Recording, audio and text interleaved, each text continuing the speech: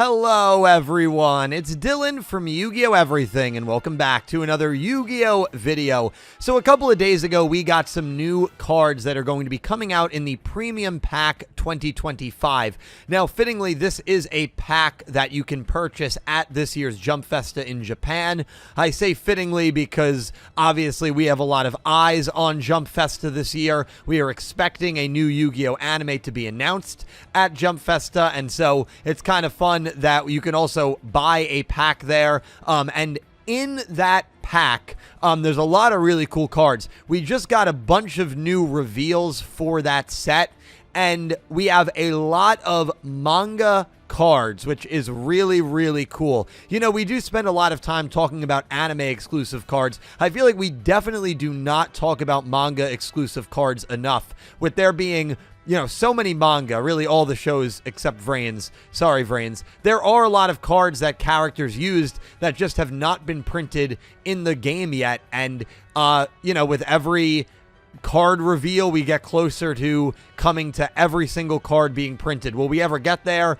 Maybe one day, but this is, of course, another good step. We are getting an ace of Sharks, an ace of Kaitos, and cards that were used by Kaito, Luna from 5Ds, and Asuka from GX. So without further ado, I think we should just jump right into the reveals. Starting with a card that Shark used, number S37, Shining number 37, Spider Shark. Now, this is a cover card of, or one of the cover cards of the pack. It is a Shining number upgraded form of number 37, Hope Woven Dragon Spider Shark. This and the Titanic Galaxy monster that we are getting, which is another Shining number, are the first number S monsters not to be part of the Utopia archetype. And of course, this was utilized by Shark in the manga. So really, really cool stuff there. As for the effect of this card, it's 3 level 5 water monsters, which you can also XZ summon using number 37 Hope Woven Dragon Spider Shark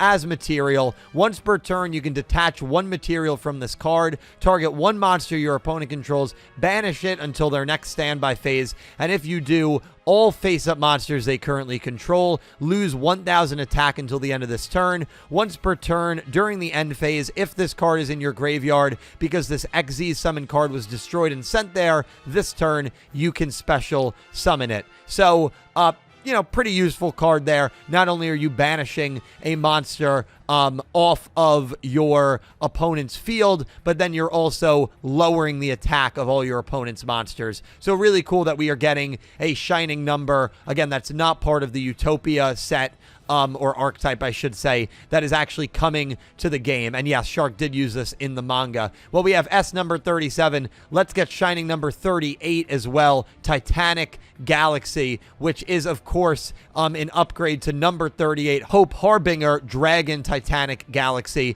And this monster was used by Kaito in the Zexal Manga. It was actually summoned using the effect of Galaxy Journey.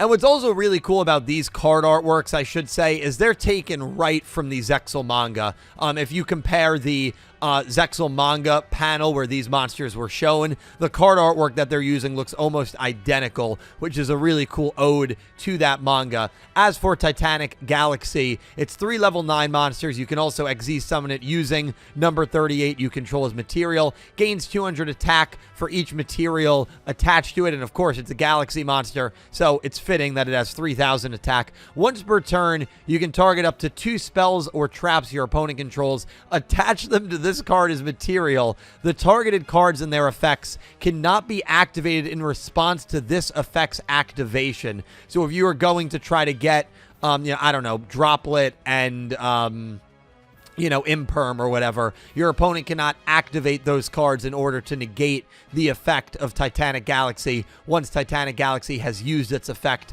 targeting those spell and trap cards. So pretty interesting caveat there. You can detach one material from this card until the end of this turn. This card's original attack becomes 1,500. Also, it can attack directly. So I don't think the effects are anything too crazy there, but it is really cool that we are getting a Kaito Manga ace and a Shark Manga ace printed in this upcoming set. And then as for 2 spell cards we're getting as well pertaining to Kaito, Revelation of Hope. Send 1 face-up level 8 dragon monster you control to the grave. Special summon 1 rank 8 dragon Xyz monster from your extra deck. You can only activate 1 per turn. So, yeah, that is a pretty useful effect there in Galaxy Eyes for sure. Very easy to get an Xyz monster out. And then Galaxy Journey. Special summon 1 of your banished light or dark monsters. If a face-up Xyz monster you control is banished while this card is in your graveyard, you can banish this card, then target one of those monsters, special summon it.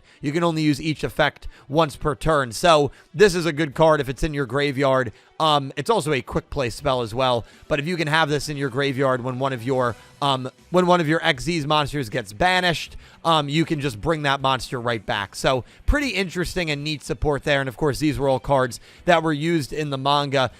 We are also getting cards that Ruka, that Luna used in the 5Ds manga, which is Bat the Forest Ninja. Now, I'm not going to read the effect of these. Wonko, Noble Knight of the Forest. And for Wonko's card artwork, it's really cool. Just like Kaito and Shark's Aces that we are getting, Wonko's artwork was taken directly from the manga panel that it was summoned from, which is awesome. And then, of course, Fairy Tale Prologue Journey's Dawn, which was a field spell that Luna used in the manga. This one's actually pretty interesting. If you control a light beast monster or a level 7 or 8 dragon synchro, you can draw 1 card. So again, any card that I feel gives you a +1 is always a pretty neat card. And regarding the needing a level 7 or 8 dragon synchro monster, I believe this is the first effect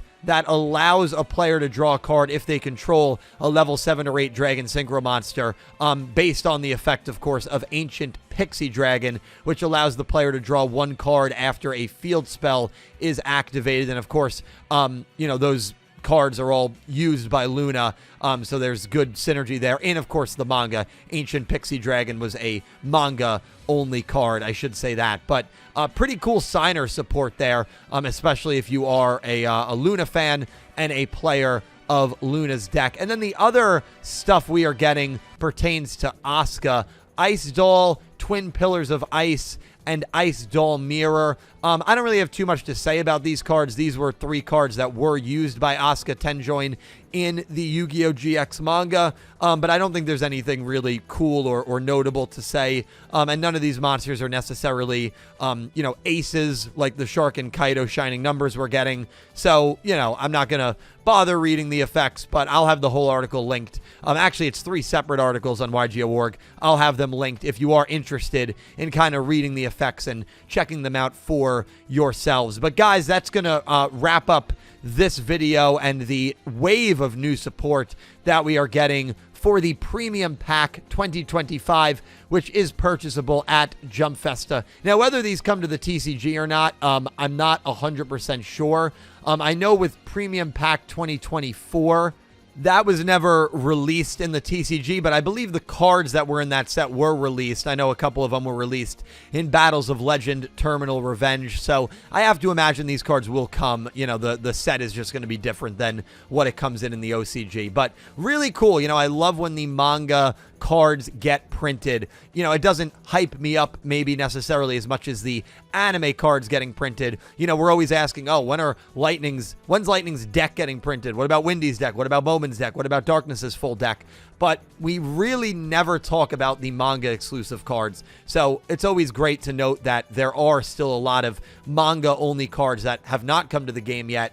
And it's cool whenever we get a wave of those cards announced for the game. Anyway, guys, that's going to wrap up my thoughts. Let me know what you think about the new support. Thank you so much for watching, and I hope you have an amazing day. Take care, guys.